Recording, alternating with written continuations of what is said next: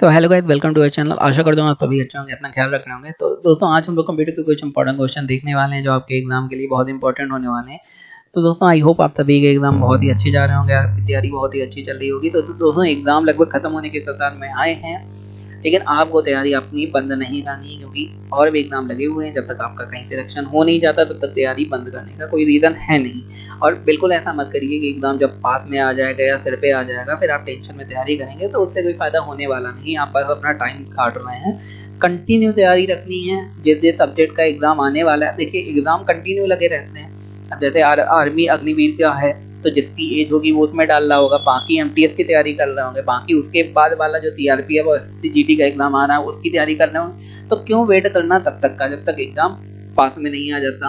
अगर आप एग्जाम पास आने का वेट कर रहे हैं, इसका मतलब आप सीरियस है नहीं, आप होना ही नहीं चाहते, क्योंकि आप सभी को पता है कि एग्जाम के 15 दिन पढ़ने के पहले गवर्नमेंट जॉब तो निकाल नहीं सकते। तो कंटिन्यू आप लगे रहिए तैयारी में। हमारा चैनल सब्सक्राइब कर लीजिए, क्योंकि यहाँ पे कंटिन्यू तैयारी आपकी चलती रहेगी। तो चलिए बिना किसी देरी के स्टार्ट करते हैं। सबसे पहला हमारा क्वेश्चन है, दूसरे यूजर द्वारा अपनी गलत पहचान देकर एक कंप्यूटर यूजर की गुप्त इंफॉर्मेशन प्राप्त कर लेना क्या कहलाता है? स्पूफिंग, या फिर फिशिंग, या फिर स्पैमिंग, या फिर बगिंग। तो इसे कहते हैं क्या है? अब इसे समझिए होता कहते हैं। एक अगर यूजर है, अब एक यूजर के पास चीजें काफी सारे सॉफ्टवेयर होते हैं जिससे वो इन चीजों को अंजाम दे सकता है, और आप कंप्यूटर चला रहे हैं, तो आपकी जानकारी इस यूजर ने अगर प्राप्त कर ली तो उसे क्या कहते हैं? उसे हम लोग कहते हैं फिशिंग। तो ये जैसे आप स्पैमिंग का नाम सुनते होंगे कंप्यूटर में, या कंप्यूटर फ्रॉड का नाम सुनते होंगे, तो वही उसके अलग अलग प्रकार होते हैं। आप ये समझिए, स्पैमिंग जो मेल हम लोगों के आते हैं, स्पैम मेल आते हैं, ये जरूरी नहीं फ्रॉड वाले मेल होते हैं। ये काफ़ी बार कंपनीज भी मेल देती हैं अपनी तरफ से अपना प्रचार करने के लिए, तो ये इतना इशू नहीं है। बगिंग माने कुछ नहीं होता, अगर आपने कोई प्रोग्राम लिखा है तो उसमें गलतियां निकालना बगिंग कहते हैं। अगर फिशिंग जो होता है एक तरीके का फ्रॉड होता है। इसमें एक जो फ्रॉड होता है वो बैठ के दूसरे यूजर की इंफॉर्मेशन लेता है और वो थर्ड पार्टी कंपनियों को बेच देता है, या फिर अपने प्रॉफिट के लिए उसे यूज करता है। सपोज करो आपका एटीएम का बाकी कार्ड है, पिन है, वो अगर ये यूजर ले लेता है तो क्या होने वाला आप सभी को पता है। तो इसे आप समझिए, इसे क्या कहेंगे? फिशिंग, कि जब गुप्त इंफॉर्मेशन एक यूजर दूसरे की ले लेता है। आगे देखते हैं, कर्सर को टेक्स्ट लाइन के शुरू में लाने के लिए कौन सी की दबानी पड़ती है? तो उसके लिए होम की दबानी पड़ती है। तो आपको समझ में आ रहा होगा, ये तो बेसिक लॉजिक से समझ में आ जाएगा कि ESC से क्या होता है, जो भी आपने खोल रखा होता है वो बंद हो जाता है। इंटर से आपको पता ही होगा, पेज अप से ऊपर चला जाता है पेज। होम से होता है। अब समझिए, अगर सपोज करो कोई लाइन आपने ये लिखी है और आपका कर्सर यहाँ पे है, अगर लाइन काफ़ी लंबी है और इसे आप ड्रैग करके यहाँ तक नहीं लाना चाहते हैं, तो आप डायरेक्ट कैसे इसे यहाँ पे ले आते हैं? ठीक है, लाइन के शुरू में लाने के लिए। या फिर अगर आपने 10 लाइनें लिखी तो वो 10 लाइनों को जो सबसे पहली वाली लाइन होगी उसके ऊपर आ जाएगा। तो उसके लिए हम लोग किस की को दबाते हैं? वो होम की को दबाते हैं, तो कर्सर उठ के सीधे पहली लाइन पे आ जाता है। आगे देखते हैं, ऐसा कंप्यूटर वायरस जो स्वतः दूसरे कंप्यूटर प्रोग्राम में जुड़ जाता है उसे क्या कहते हैं? ये काफ़ी इंपॉर्टेंट और इंटरेस्टिंग है। अब इसे कहते हैं, पहले मैं बता देता हूँ इसे कहते क्या है। इसे कहते हैं ट्रोजन हॉर्स वायरस। अब ये काम कैसे करता है ये भी समझ गया। अगर आपने कोई कंप्यूटर सॉफ्टवेयर डाउनलोड कर लिया अपने कंप्यूटर में, अब जैसे सब लोग क्या कहते हैं कि प्ले स्टोर से डाउनलोड करो, कहीं और से डाउनलोड मत करना, क्योंकि प्ले स्टोर उस सॉफ्टवेयर को सबसे पहले पूरा सर्च करता है, देखता है कि इसमें कोई फ्रॉड या वायरस तो नहीं जुड़ा, फिर अपने प्ले स्टोर में वो अपलोड करता है, फिर आप वहाँ से एप्लीकेशन या ऐप डाउनलोड कर सकते हैं। कभी कभी हम लोग क्या करते हैं, जो फ्री एप्लीकेशन हम लोगों को चाहिए होती है वो आपको प्ले स्टोर में ना मिल के आपको वेब में मिल जाएंगी, मीन्स सर्च करेंगे आपको मिल जाएंगे। लेकिन कभी कभी क्या होता है, कुछ फ्रॉड एप्लीकेशन होती हैं तो अपनी ऐप के साथ वो कुछ वायरस भी जोड़ देती हैं। तो जैसे ही वो ऐप आप अपने कंप्यूटर या मोबाइल में डाउनलोड करते हैं तो वो वायरस भी साथ में आपके कंप्यूटर या मोबाइल में आ जाता है, तो स्वतः दूसरे कंप्यूटर में चला गया। सिंपल सी बात है, जब कोई कंप्यूटर प्रोग्राम डाउनलोड करा तो उसे कहते हैं ट्रोजन हॉर्स वायरस। ये नाम है, इसके लिए पूरी स्टोरी है तो कभी बताऊंगा, अभी तो टाइम नहीं, क्यों इसे ट्रोजन हॉर्स कहा जाता है। आगे देखते हैं, इसमें से कोई एक नॉन इम्पैक्ट प्रिंटर का उदाहरण नहीं है। तो नॉन इम्पैक्ट प्रिंटर ये आपने पढ़ा होगा 6, 7, 8 में कंप्यूटर की बुक्स में। तो कौन सा उदाहरण नहीं है? Daisy wheel printer, inkjet printer, laser printer, या फिर थर्मल प्रिंटर। तो नॉन इम्पैक्ट प्रिंटर का उदाहरण कौन सा नहीं है? तो यहाँ पे आप देखिए इंकजेट प्रिंटर। इंकजेट बहुत धीमा चलता है, सभी को पता है। लेजर प्रिंटर अभी भी यूज होता है, थर्मल प्रिंटर का नाम तो ना होता, लेकिन Daisy wheel printer non impact printer का उदाहरण नहीं है। आपको इसके लिए पूरा, अगर आपको डिटेल में पढ़ना है तो पूरा प्रिंटर का आपको डिटेल में पढ़ना पड़ेगा, जो भी 6-7 की किताबों में आपको मिल जाता है। आगे देखते हैं, निम्नलिखित में से कौन एड्रेस हर रोज नहीं बदलता। अब एड्रेस हर रोज नहीं बदलने का मतलब क्या होता है? अगर कोई वेबसाइट है, वेबसाइट का कोई पेज है, कभी कभी क्या होता है, कुछ वेबसाइट सिक्योरिटी रीजन की वजह से अपना आईपी एड्रेस कंटिन्यू बदलती रहती है। होता क्या है कि जब आप सपोज करो कोई वेबसाइट है, उसका लिंक आपने डाउनलोड करके रख लिया, अब उसी लिंक से कभी कभी आप उस वेबसाइट में जाएंगे तो वो आपको वहाँ वेबसाइट में नहीं ले जाएगा, उसे कहते हैं एड्रेस चेंज करना। तो कौन सी चीज़ इसमें कहते हैं एड्रेस हर रोज नहीं बदलता? तो स्टैटिक आईपी एड्रेस मैंने बताया, डायनेमिक आईपी, यूनिक आईपी या फिर कॉमन नेम और नंबर। सिंपल सी बात है, जो डायनेमिक माने ही होता है, डायनेमिक का हिंदी मतलब होता है कि जो चेंज होता रहता है, तो डायनेमिक नाम ही है तो ये तो चेंज करता होगा। यूनिक आईपी तो यूनिक है, मतलब ऐसी आईपी आपको और कहीं नहीं मिलेगी, लेकिन वो चेंज होती है।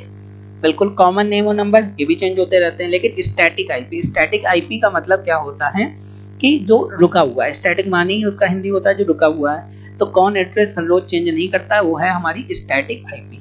तो इससे आप समझ गए होंगे। वेरिफिकेशन की प्रक्रिया है, तो भाई वेरिफिकेशन आप सभी को बताया क्या होता है। वेरिफिकेशन किसी चीज को वेरीफाई करना, किसी नंबर को वेरीफाई करना, किसी इंसान को वेरीफाई करना, या आपका एड्रेस वेरीफाई करना।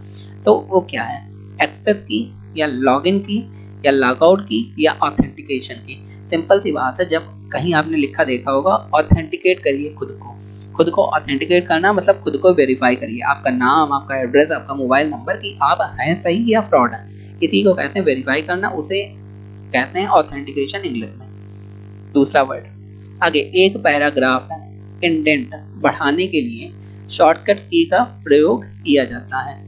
तो उसके लिए कौन सी शॉर्टकट की का यूज किया है? Ctrl+M। अगर एक पैराग्राफ है उसको इंडेंट आपको बढ़ाना है तो उसके लिए Ctrl+M शॉर्टकट की का यूज करते हैं। आगे देखिए, एक्सेल मतलब A2 और रेशियो A4 इंगित क्या करता है?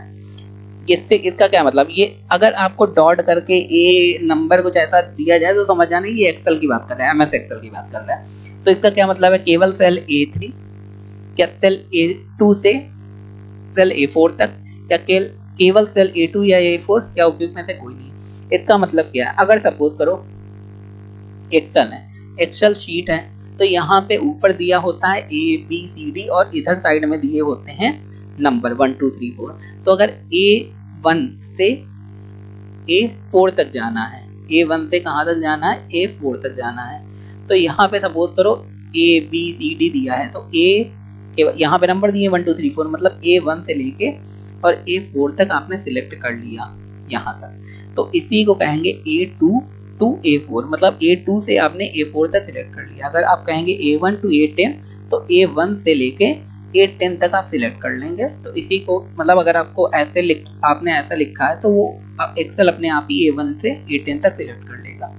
आगे देखते हैं, ओपन सोर्स ऑपरेटिंग सिस्टम के बारे में निम्नलिखित में से कौन सा सही है। तो दोस्तों आगे बढ़ने से पहले मैं आपसे रिक्वेस्ट करना चाहता हूं कि अगर अभी तक आपने चैनल सब्सक्राइब नहीं करा, सब्सक्राइब कर लें, बेल आइकन को दबा दें, जिससे आपको चैनल ढूंढना दोबारा ना पड़े, आपकी तैयारी बहुत अच्छे से चलती रहे। चलिए देखते हैं ओपन सोर्स ऑपरेटिंग सिस्टम होता क्या। Open source operating system simple है, ऐसा ऑपरेटिंग सिस्टम जो आपके लिए फ्री में अवेलेबल है। होता क्या है कि कुछ एप्लीकेशन जो बनाई जाती हैं या कुछ ऑपरेटिंग सिस्टम जो बनाए जाते हैं वो पर्टिकुलर ओपन सोर्स कर दिए जाते हैं। जैसे आपको जैसे विंडोज़ है माइक्रोसॉफ्ट का, उसके लिए आपको फ़ी पे करनी पड़ती है। फ़ी हम लोग काफ़ी लोग नहीं करते हैं क्योंकि वो क्रैक आपको वर्जन मिल जाता है, तो कोई फ़ी पे नहीं करता, लेकिन कंपनियां जो हैं फ़ी पे करती हैं। और ओपन सोर्स ऐसे सॉफ्टवेयर होते हैं जो आपको फ्री में मिल जाते हैं। तो कौन सा है ये पूछा गया है, तो विंडोज़ तो नहीं है, तो Ubuntu है या फिर SUSE, मैंड्रीवा या फिर Ubuntu डेबियन या फिर ये सभी। तो Ubuntu के जितने भी सॉफ्टवेयर हैं वो सारे ओपन सोर्स हैं, क्योंकि Ubuntu खुद ही एक ओपन सोर्स सॉफ्टवेयर है। विंडोज एक ओपन सोर्स सॉफ्टवेयर नहीं है। मोस्ट ऑफ द जो सॉफ्टवेयर क्या ऑपरेटिंग सिस्टम, तो most of the operating system open source हैं। विंडोज या कुछ ऑपरेटिंग सिस्टम ओपन सोर्स नहीं है, जबकि एंड्रॉइड भी हमारा ओपन सोर्स है। iOS ओपन सोर्स अब सिर्फ एप्पल के साथ आपको मिलेगा। देन कुछ एप्लीकेशन भी होती हैं, जो एप्लीकेशन फ्री होती है उसे ओपन सोर्स कहते हैं, जो एप्लीकेशन फ्री नहीं होती उन्हें पेड कहते हैं। आप इससे समझ लीजिए। आगे देखते हैं, ऑपरेटिंग सिस्टम एडिटर्स और डीबगर्स आते हैं। तो ऑपरेटिंग सिस्टम एडिटर्स और डीबगर्स कौन से आते हैं? सिस्टम सॉफ्टवेयर के अंतर्गत, एप्लीकेशन सॉफ्टवेयर के अंतर्गत या फिर यूटिलिटी के अंतर्गत, और उपयोग में से कोई नहीं। अब आप समझिए होता क्या है। ऑपरेटिंग सिस्टम एडिटर माने किसी चीज को एडिट करना, डीबगर माने किसी, जैसे मैंने बताया कि डीबग करना माने किसी चीज में गलती निकालना। तो ये कौन सा सॉफ्टवेयर है? ये दोनों एक सॉफ्टवेयर है, तो लेकिन कौन से हैं? सिस्टम सॉफ्टवेयर है। सिस्टम सॉफ्टवेयर ऐसे सॉफ्टवेयर जो आपके ऑपरेटिंग सिस्टम के साथ आपको मिल जाते हैं। जैसे आप मोबाइल खरीदते हैं नया, तो उसमें कुछ एप्लीकेशन ऑलरेडी इंस्टॉल्ड होती हैं, उसी को कहते हैं सिस्टम सॉफ्टवेयर। एप्लीकेशन सॉफ्टवेयर आप समझिए जो एप्लीकेशन आप डाउनलोड कर सकते हैं। तो ये एडिटर और डीबगर्स कंप्यूटर के साथ ही आते हैं, तो उसे कहेंगे सिस्टम सॉफ्टवेयर के अंतर्गत ये आते हैं। आगे देखते हैं, निम्नलिखित में से कौन सा ऑपरेटिंग सिस्टम नहीं है? भाई लाइनक्स बिल्कुल है, विंडोज बिल्कुल है, और ओपन सोलारिस बिल्कुल है। तो उपयुक्त में से कोई नहीं, यही सही होगा, क्योंकि सारे ऑपरेटिंग सिस्टम है। यहाँ पूछा गया नहीं है, तो उपयुक्त में से कोई नहीं। आपको समझ में आ गया होगा। आगे, वह प्रिंटर जिस पर कैरेक्टर या छाप के अक्षर किसी मैकेनिक इम्पैक्ट बिना बनते हैं उसे क्या कहते हैं? अगर कोई छाप है, कोई अक्षर है, बिना कोई इम्पैक्ट के, बिना कोई प्रभाव के अगर बन जाते हैं, तो वो कौन से प्रिंटर के जरिए होता है? Line printer, impact printer, non impact printer. Simple सी बात है, यहाँ पूछा गया है जिसमें बिना इम्पैक्ट के बनते हैं। तो बिना इम्पैक्ट माने ही आपको समझ में आ जाए कि नॉन इम्पैक्ट, जिसमें कोई प्रभाव न पड़े। तो दोस्तों, ये थे आज के हमारे कंप्यूटर के इंपॉर्टेंट क्वेश्चन। आई होप आपको वीडियो बहुत ही अच्छा लगा होगा, इन्फॉर्मेटिव लगा होगा। अगर लगा है तो हमारे चैनल को लाइक, शेयर, सब्सक्राइब करना ना भूलें। तो बाकी सब्जेक्ट की भी तैयारी हमारे कंप्यूटर, जो भी हमारे चैनल है, कंप्यूटर से लेकर इंग्लिश से लेकर साइंस की सबकी तैयारी हमारे चैनल में चल रही है। आप जाके हमारे चैनल में देख सकते हैं, और हमारे चैनल को सब्सक्राइब कर लीजिए, जिससे आपको बार बार ढूंढने की जरूरत ना पड़े। इस एग्जाम को खत्म होने के बाद बाकी एग्जाम की तैयारी परमानेंट यहाँ पे हमारे चैनल में आप चलती रहेगी, आप वहाँ से तैयारी कर सकते हैं। धन्यवाद।